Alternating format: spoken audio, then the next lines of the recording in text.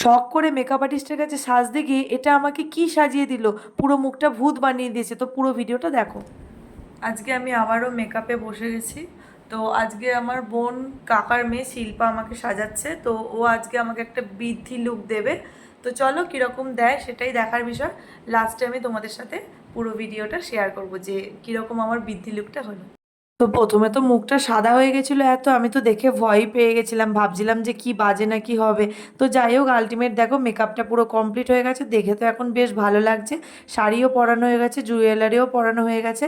তো আমার হাতটা দেখো এরকম সুন্দরভাবে আলতা দিয়ে করে দিয়েছে, বেশ ভালো লাগছে। আমি কিন্তু এরকমভাবে কোনোদিনও করিনি। আর যে যে জুয়েলারিগুলো ছিল সব পরিয়েও দিয়েছে। তো দেখো আমি পুরো রেডি হয়ে গেছি। আমার এটা হচ্ছে ফুল মেকআপ লুক, বৃদ্ধি লুক। তো তোমাদের কেমন লাগলো অবশ্যই কমেন্ট করে জানিও।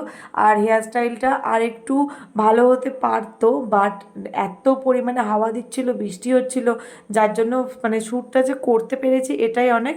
মানে একটু খুলে খুলে গেছিলো, মানে ও এটা কার্ল হেয়ার স্টাইলই করতে চেয়েছিল। তো ওর নাম হচ্ছে শিল্পা শেঠ।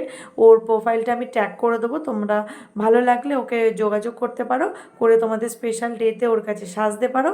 তো আমার তো বেশ ভালোই লেগেছে, খুবই সুন্দর লেগেছে, শাড়ি পরানো থেকে চুল বাঁধা থেকে মেকআপ থেকে সব কিছু। তো চলো, ভালো লাগলে লাইক কমেন্ট শেয়ার করো, বাই।